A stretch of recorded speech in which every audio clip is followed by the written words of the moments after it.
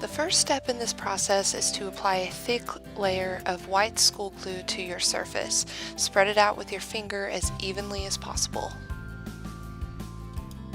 Next, you need to let the school glue dry, either by letting it air dry for about 8 hours or a full day, or by speeding up the process by using a hair dryer, which will take about an hour and a half. Next, create holes and skin flaps for the burn by using tweezers to rough up the layer of dried glue and peel away flaps and leave holes as desired to create the look that you want. You can make holes as big or as small as you want, and you can make them as spread out or as close together as you want. I will say that it generally looks best if you create bigger holes and leave them closer together. This allows you to apply less stage makeup in between the holes, and you can focus on making the wounds ooze, which gives it that realistic look that you want.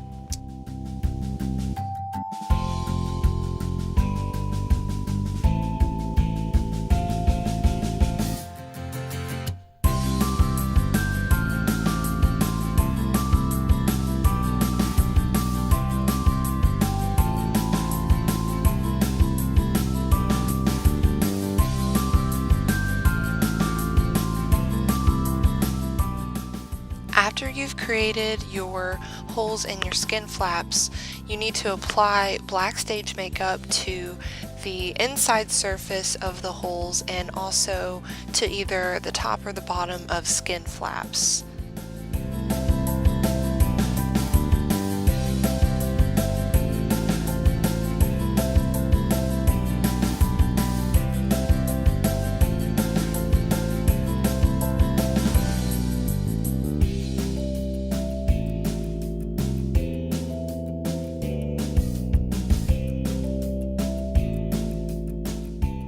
Next, take brown stage makeup and apply it directly around your holes that you've created, like you're outlining them.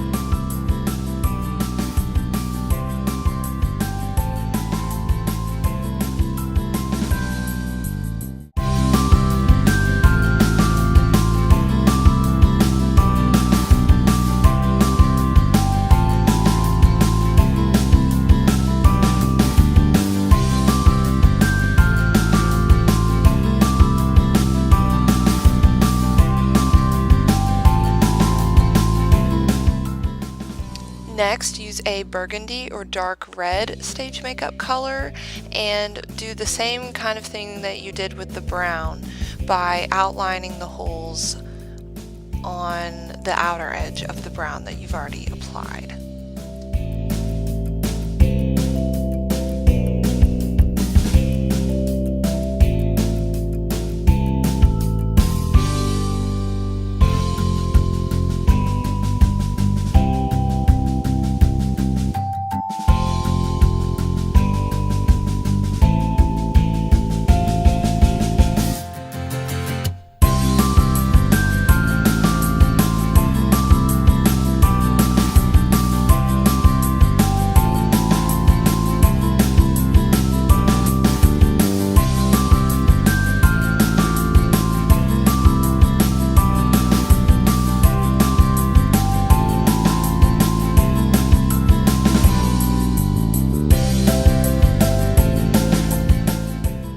At this point, you will have spaces in between each hole that look like normal skin, and so you need to apply some bright red stage makeup to spaces in between these holes and around the outside border of where your wounds start.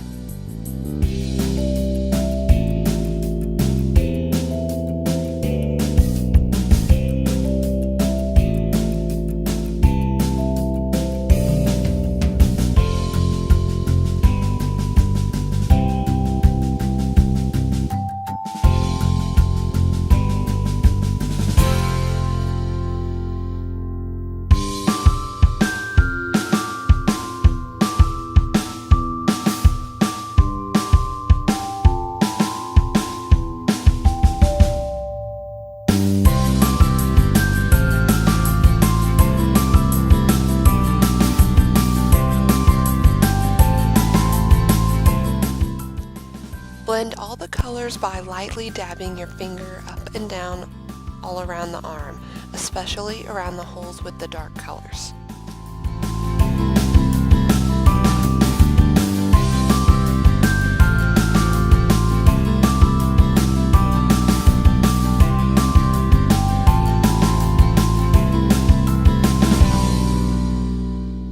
At this point, all the stage makeup is applied and we are about to add some blood.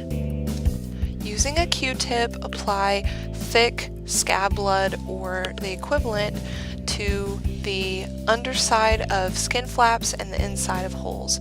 Don't be afraid to lay it on thick because the more you apply, the better it looks. You can also spread a thin layer in between the holes if you need an extra inflamed look on top of the color that the bright red stage makeup gives.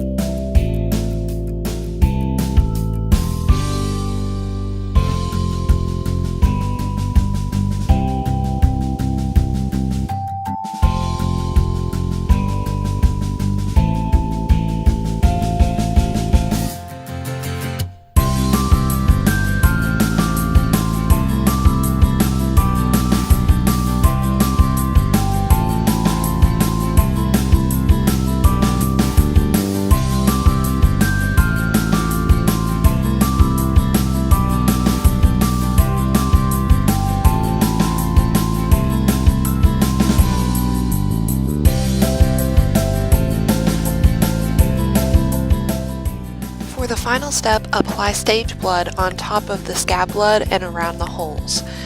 With stage blood, it creates a web effect, so applying too much between holes might look a little strange, but applying it on top of the scab blood gives burns an extra oozing effect that looks really great.